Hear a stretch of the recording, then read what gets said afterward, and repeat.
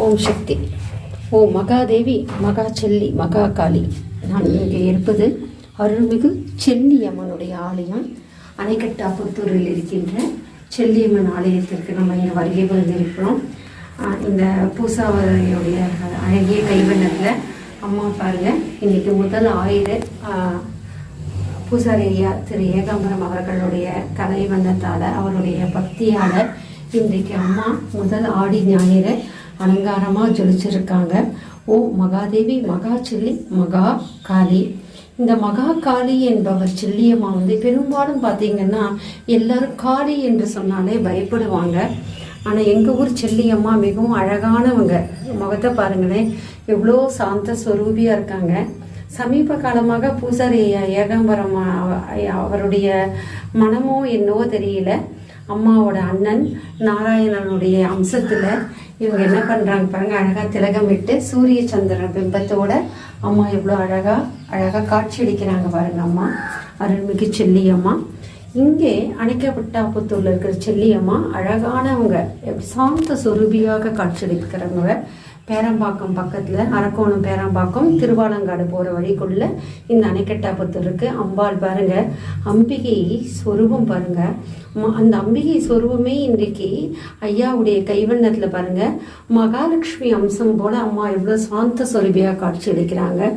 ரொம்ப திவ்யமான ஒரு தெய்வம் அப்படின்னா இந்த மகாதேவி, மகா செல்லி என்று சொல்லப்படுகின்ற அம்மன். இந்த இடத்துல அம்பாளோட ஸ்வரூபம் பார்த்தீங்கன்னா சிலா ரூபத்தில் பார்த்துட்டிங்கன்னா ரொம்ப சிறிய வடிவம் தான் அம்மாவோட அமைப்பு தான். ஆனால் அம்மாவுடைய தெய்வீக சக்தி ஆற்றலானது அதீத சக்தியுடைய ஆற்றலாக சொல்லப்படுகின்றது. எளியவருக்கு எளியவங்களாக காட்சியளிக்கின்ற ஒரு தன்மையுடையவ தான். இப்போ ஏகாம்பரம் ஐயா பூஜை பண்ணால் கூட எளிமையாக தான் பூஜை பண்ணுவார். ஆனால் அவங்களோட அமைப்பில் அந்த கைவண்ணத்தில் அந்த அம்பாளோட ஸ்வரூபமே பாருங்கள் எவ்வளோ அழகாக அம்மா தத்துருவமாக சிரித்த முகத்தோட அந்த ஐயாவுடைய பக்தி ஏற்று காட்சி அளிக்கிறாங்க பாருங்க. அதுதான் அந்த எல்லை கோயிலுடைய ஒரு சிறப்பு. குலதெய்வத்தில் இருக்கவங்க எப்போதுமே ஊர் கோயிலில் இருக்கவங்க எந்த தெய்வமே சாதாரண எளிமையான நிலையில தான் நமக்கு இருப்பாங்க. அவங்களுக்கு சோடச உபாசனைகள் எதுவுமே தேவையில்லை. எந்த செல்லியம்மா கோயில் பார்த்தீங்கன்னா கருவறை இப்படி தான் இருக்கும். அந்த அம்மா அந்த மாதிரி ஒரு எளிமையை தான் விரும்புவாங்க. இவங்களே பார்த்தீங்கன்னா காட்டன் சீலை தான் விரும்புவாங்க, கைத்தறி சீலை தான் விரும்புவாங்க. அந்த அளவுக்கு அம்மா எளிமையானவங்க, வயல் வரப்போல நடக்கிறவங்க இல்லையா, அம்சம் உடையவங்க.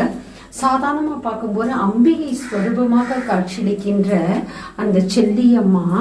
ஆனால் இந்த எல்லையில் சுற்றி விடும்போது ஊரினுடைய நுழைவாய் வெளிப்புறத்தில் இருக்க மாதிரி இருக்கும், தனியாக வயல்வரப்பு காட்டுக்குள்ளே இருக்கும். ஆனால் உலா வருகின்ற நேரத்தில் இந்த அம்மா மகாதேவி, மகா காளியாக காட்சி அளிச்சிட்டு இருப்பாங்க. அதுவும் மட்டும் இல்லை, இங்கே வனதேவதை வனக்காளி. எங்கேயுமே பார்த்தீங்கன்னா செல்லியம்மா எந்த இடம் எடுத்தீங்கனாலும் அந்த செல்லியம்மா ஒரு வனதேவதை வனக்காளியாக தான் காட்சி அளிப்பாங்க. எப்படி இருப்பாங்க தெரியுமா?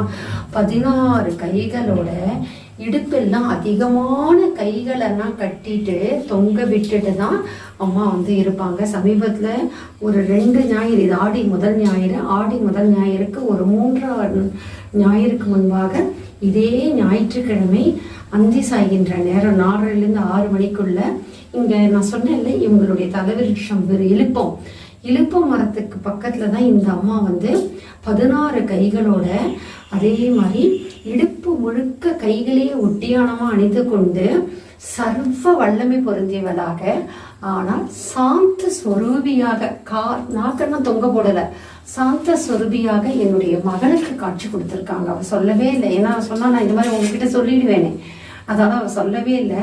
வீட்டுக்கு வந்துட்டு தான் நான் ஒரு அதிசயம் சொல்ல போகிறேன் அப்படின்னு சொன்னான். என்ன அப்படின்னா, இந்த மாதிரி ராகு கால நேரத்தில் அம்மா பாப்பாவோட கண்ணுக்கு மட்டும் ஒரு இலுப்ப மரத்துல இன்னொரு இலுப்ப மரம். இப்போ பார்த்தீங்களா அம்மா எவ்வளோ சாந்த ஸ்வரூபம், அந்த மாதிரி சாந்த ஸ்வரூபம். நான் திருப்பி கேட்டேன் நான், ஒருவேளை நாக்கு தொங்க போட்டுட்டு இருக்காங்களா? ஏன்னா சில நேரம் மாந்திரீகம் அந்த விஷயத்துக்கு ஆட்பட்டானா அந்த காளி, மயான காளி தொங்க போட்டு நடக்கிறாங்க, இந்த செல்லியம்மா ஓட்டி விட்டுட்டு இருப்பாங்க அப்படின்னு யோசிச்சோம். இல்லை, அம்மா நாக்க தொங்க போயிட சிரிச்ச முகத்தோடு என்னை பார்த்துட்டே போனாங்க. நாங்கள் இதே முகம் பாருங்க, இதை வந்து என்னுடைய மகள் சொன்னது. அப்புறம் நான் பல பேர்கிட்ட கேட்டேன். நான் குலதெய்வம் செல்லியம்மா கோயில் இப்போதான் பூசாரி ஐயாக்கு இப்போதான் தெரியும். செல்லியம்மா கோயிலில் இப்படி பாப்பா பார்த்துருக்காளே அப்படின்னு சொல்லிட்டு கேட்கும்போது தான் எல்லாரும் சொன்னாங்க. வெளியில் பல ஆன்மீகத்தில் இது மாதிரி வயசானவங்க அவங்க கிட்ட போடும்போது இவங்க வனதேவதை, வனதுர்கை, வனக்காளி, எங்கெல்லாம் செல்லியம்மா இருக்காங்களோ அவங்க வனதேவதை, ஓம் வனக்காளி. உங்களுக்கு ஜாதகத்துல வந்து ஏதாவது கிரகதோஷங்கள் இருந்ததா, மந்திரம் மாந்திரிகத்துல பீடிக்கப்பட்டு இருக்கீங்களா, அதே மாதிரி பெண்கள் வந்து வயதுக்கு வர காலகட்டத்தில் ஏதாவது தோஷங்கள் தட்டி இருக்கிறதா, அதே மாதிரி கன்னி பெண்களுக்கு ஏதாவது தோஷம் தாங்கி இருந்தனா இந்த மாதிரி வனதேவதை, வனதுர்கை, வனக்காளியாகி வீற்றிருக்கின்ற ஸ்தலத்திற்கு சென்று நீங்க தொடர்ச்சியாக மாதத்துக்கு ஒரு முறையோ அல்லது வாரம் தொடர்ந்து 9 வாரம் 18 வாரம் அம்மாவுக்கு வந்து நீங்க விளக்கு போட்டுட்டே வந்துட்டே இருந்திருக்கும் போது அந்த தோஷம் விலகும். அந்த அம்மாவே நம்மளுடைய அந்த கஷ்டங்களை தீர்த்துடுவாங்க. அதுதான் வனதுர்க்கைக்கும் வனக்காளிக்கும் அவ்வளோ ஒரு அதீத சக்தி. நிறைய பேர் ஜாம்பவான்கள் இருக்காங்கல்ல, பல நம்பூதிரிகள், பூஜாரிகள், அவங்க பலவரும் ஜெயிப்பதற்கு காரணமே என்னன்னா இந்த மாதிரி வனதுர்க்கை வனதேவதையை வந்து தன் வசப்பட்டுருவாங்க, கொண்டு வருவாங்க. ஆனால் செல்லியம்மா கிட்ட மட்டும் அது நடக்காது. எந்த செல்லியம்மாவும் எந்த கட்டுக்குள்ளேயும் சிக்க மாட்டாங்க, எந்த கட்டுக்குள்ளையும் எந்த மாந்திரிகவாதிக்க பிரயோகத்துக்கும் அவங்க துணை போக மாட்டாங்க. அதுதான் செல்லியம்மாவுடைய அற்புதம்.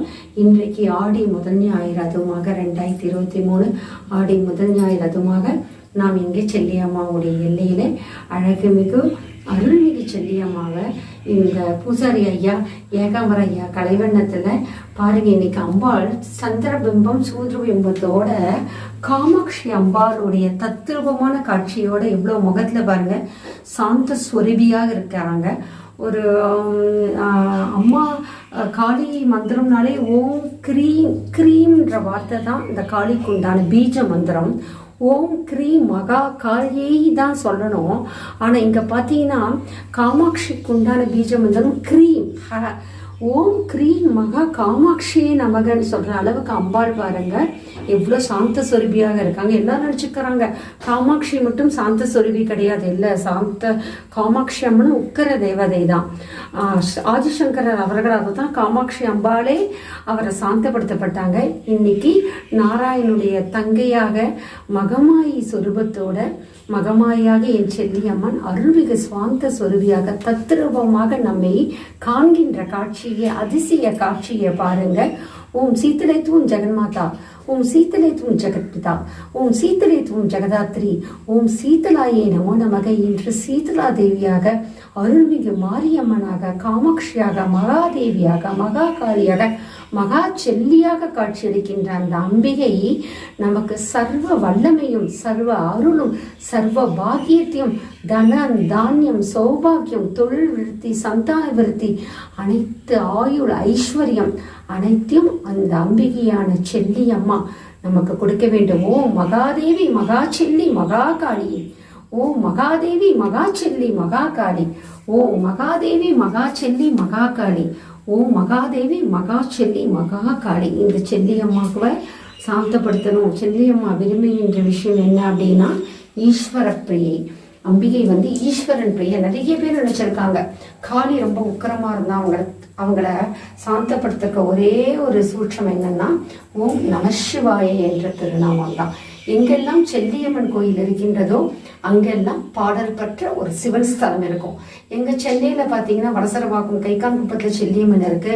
அதற்கு அருகிலே பார்த்தீங்கன்னா வடசரவாக்கத்துல அருள்மிகு அகத்தீஸ்வரர் சிவன் கோயில் இருக்கு. அகஸ்தியரால் பூஜை பெற்ற சிவன் கோயில். அதே போல இங்கே அணைக்கட்டாபுத்தூரில் இருக்கின்ற இந்த செல்லியம்மாக்கு அருகிலே ராஜராஜ சோழனுடைய தந்தை ஆதித்ய சோழன் அவர்களால் கட்டப்பட்ட சிவன் கோயில் இருக்கு. எங்கெல்லாம் சிவன் இருக்கிறார்களோ அங்கே பக்கத்துல வனதேவதையாக வனக்காளியாக செல்லியம்மா இருப்பாங்க. அவர்கள் தியானத்தில் இருந்தால் கூட அவங்கள் உச்சரிக்கின்ற நாமம் என்ன என்று சொன்னால் ஓம் நமசிவாய என்ற நாமம் தான். இந்த அம்பிகைக்கு நீங்க நெருங்கி வருகின்ற காலத்திலே ஓம் நமசிவாய என்ற நாமத்தோடு ஓம் மகாதேவி மகா செல்லி மகா காளி என்ற நாமத்தோடு இந்த அம்பிகையை வழிபடுகின்ற காலகட்டத்திலே இந்த அம்பிகை சகலவிதமான நமக்கு வேண்டியதை வேண்டியவாறு கொடுக்கின்ற பிரத்யட்சமான தேவி தான் காளி. ஏன்னா முக்காலம் உணர்த்துபவர் காளி, முக்கால கர்ம வினையும் தீர்ப்பவர் காளி. ஒரே நொடியில பொழுதிலேயே இந்த காளியானவன் நமக்கு அருள் கொடுப்பாங்க. நம்ம மகாகவி காளிதாசரை பார்த்துருக்கோம். எத்தனை பேருக்கு நீங்கள் குமரகுருபரர் முதற்கொண்டு எல்லா அம்பிகை வழிபட்டவங்க எல்லாம் வாக்கு வன்மை பெற்றவர்களாக இருக்கின்றார்கள். சிறப்பு பொருந்திய ஒரு தன்மையை கொடுப்பாங்க அப்படின்னா அது யார் அப்படின்னா இந்த மகாதேவி மகாகாளி தான். அவங்க கேட்டதை கொடுப்பாங்க. வாயில்லாத பூமியை கூட பேச வைக்கின்ற தன்மையை பெற்றவர் தான் யார்? ஏன்னா அதிசய காரிய சித்தித்தாயே நமகன்னு வரும்ல, அந்த அதிசய காரிய சித்தியை நடத்தி கொடுக்கின்ற ஒரு அதீத அம்சம் யார் அப்படின்னா இந்த மகாதேவி மகாச்செல்லி மகாகாளி. என்ன கண் தெரியலையா கண்ணு கொடுப்பாங்க, வாய் பேசலையா வாய் பேச வைப்பாங்க, உடல் நோய் என்ன கொடிய நோய் இருந்தால் தீர்த்துருவாங்க. இவங்களை காளியை பொறுத்த வரைக்கும் க்ஷணத்துல தீர்க்கிறவங்க. ஒரு நிமிடத்துல அருள் பழிக்கிறவங்க தான் செல்லியம்மா. அதுதான் இந்த மகாகாளியோட அம்சம். ஆடி ஞாயிறு அதுமா அம்பிகை சுரூபமாக அருள்மிகு மாரியம்மனாக அருள்மிகு செல்லியம்மன் காட்சி பிடிக்கிறாங்க. இந்த அற்புத அம்மனுடைய தத்ரூபமா அம்மா பிரத்யட்சமா நம்மளை விழித்திறந்து பார்க்கின்ற இந்த அம்ச நேரத்துல நாம இங்க அம்பிகையோட இணைந்திருக்கிறோம். அம்பிகையோட அருள் பார்வையோட நாம் கலந்திருக்கிறோம்ன்றத ரொம்ப கொடுத்து வைத்த பாக்கியம். அனைவரும் வாங்க, இங்கே பூஜாரி ஏகாம்பர ஐயாவோட நம்பர் இங்கே டிஸ்கிரிப்ஷன் உங்களுக்கு போடுறேன். எப்பெல்லாம் இந்த கோயிலுக்கு வரணும்னு நினைக்கிறீங்களோ அப்போல்லாம் நீங்கள் இந்த கோயிலுக்கு ஐயாவை தொடர்பு கொண்டு உங்கள் பூஜைகளை நீங்கள் நடத்திட்டு போகலாம். ஓம் மகாதேவி மகாச்செல்லி மகாகாளியை நமோ நமக. ஓம் செல்லியம்மா போற்றி, ஓம் செல்லியம்மா போற்றி, ஓம் என் குலதெய்வமே செல்லியம்மா போற்றி, ஓம் செல்லியம்மா போற்றி, ஓம் செல்லியம்மா போற்றி போற்றி.